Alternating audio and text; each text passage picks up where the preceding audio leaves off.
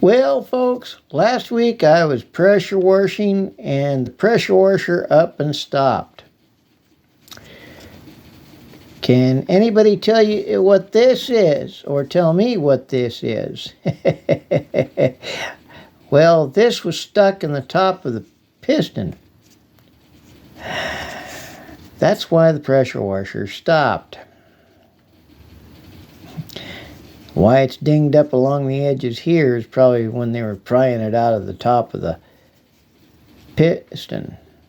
But that part was snapped off for quite a while, as dark as that is. Well, they gave me that as a gift of my first full pressure washing. Well, thanks for watching. Like, share, and subscribe.